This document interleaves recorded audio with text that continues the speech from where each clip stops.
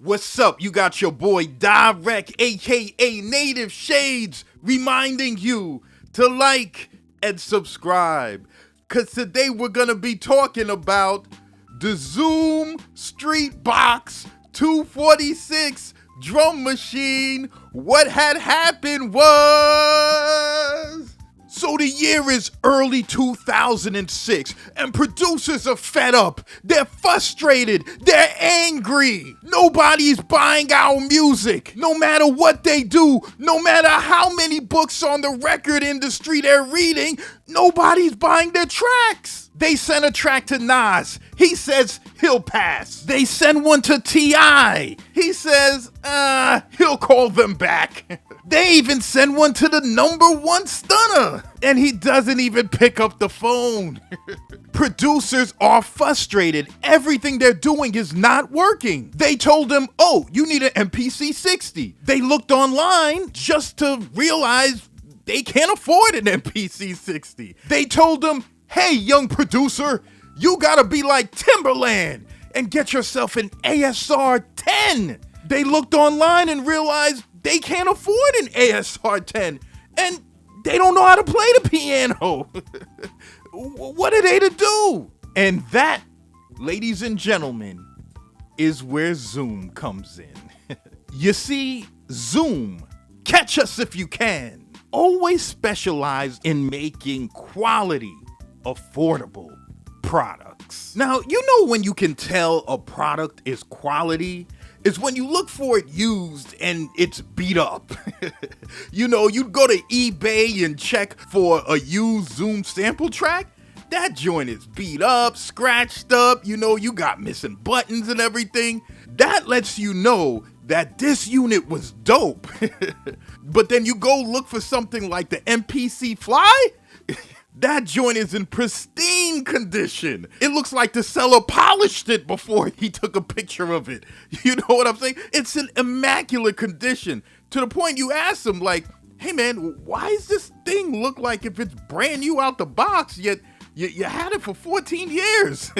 Now, as years went by with the production of the sample track, Zoom looked to some young guys for, you know, ideas and inspiration. And them young cats happen to be members of the Beat Kangs. Now, the Beat Kangs is a development crew out of Tennessee that was really influential on a lot of production products in the early to mid 2000s. During the later years of the sample track, one of the members worked for Samson and Sam Ash, and he said he found a glitch in the sample track that enabled him to do some really dope scratching techniques. And the guys at Zoom saw that and they dug his style. And they had him going to different places showcasing it. And while at these different shows, he was running into other developers, other sound guys, and even got in contact with a lot of distributors and manufacturers in China. The Beat Kangs had a lot of innovative ideas in the early to mid 2000s. And in 2005, they were chosen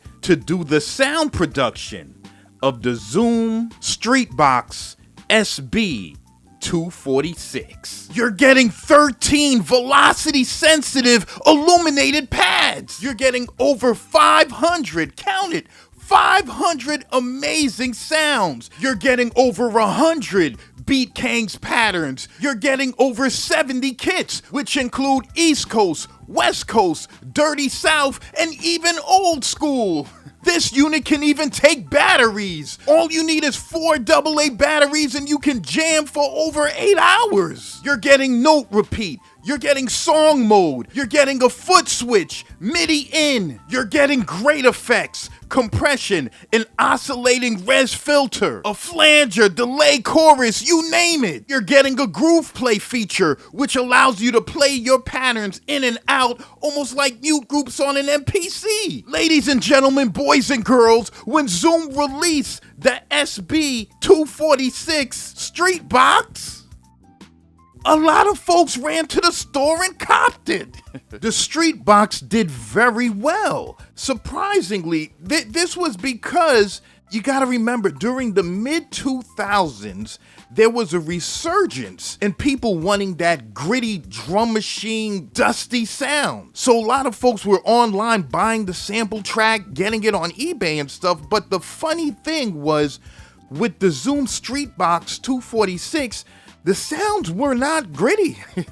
The sounds weren't grimy. The sounds were actually pretty clean and dope. The sounds of the Zoom Streetboxx 246 was almost radio ready. And I think that was the real appeal to this groove box. You didn't have to do any mixing. It was already mixed really good. You didn't have to do any EQing. You didn't even really have to put any effects on this joint because the sounds already sounded amazing. You know, because sometimes doing all the tweaking and stuff is like pulling teeth. It's like you're trying to pull teeth to get good sound. It's almost like, remember when you was a kid and you would eat a sugar daddy?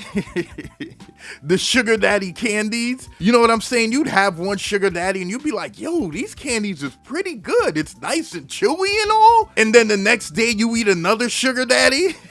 And then all of a sudden it pulls out your teeth to the point you go home and your mom's like, hey, Davidson, what happened to your teeth? What, you got into a fight? And you're like, no, I ate these sugar daddies and it pulled out 3 of my front teeth.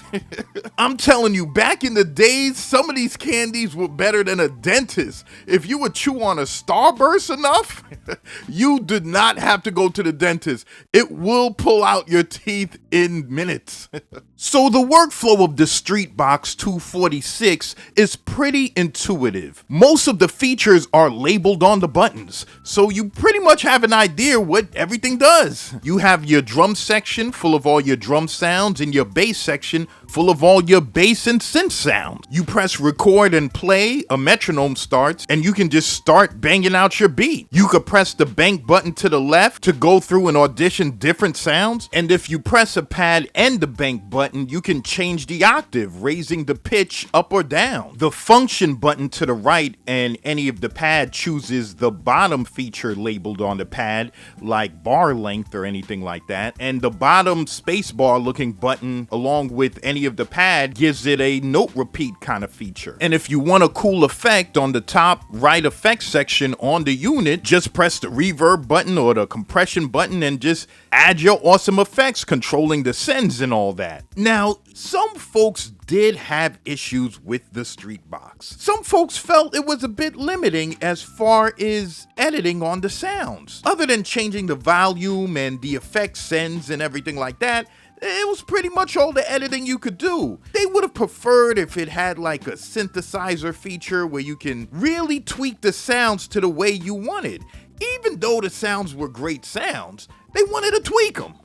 Some folks didn't like that the Streetboxx only had a MIDI in slot on the back of it. It didn't have a MIDI out. And there were reported MIDI issues that when you synced it up via MIDI with another piece of gear, sometimes the Zoom Streetboxx would lag. But even with those limitations, the Zoom Streetboxx 246 was a bargain that almost couldn't be beat.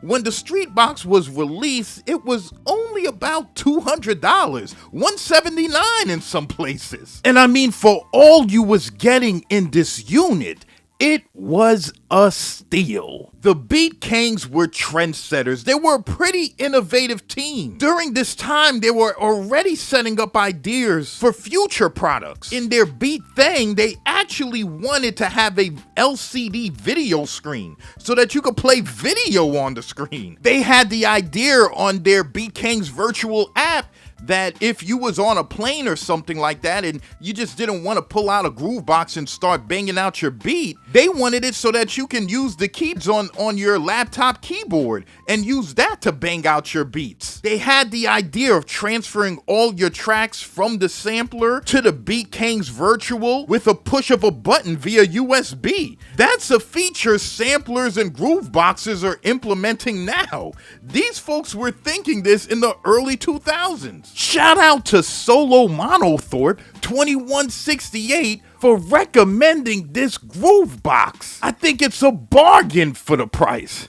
So yeah, folks, that's the Zoom SB 246 Streetboxx. What had happened was So this is your boy Dyreck, aka Native Shades, reminding you to like and subscribe. And I'm signing off.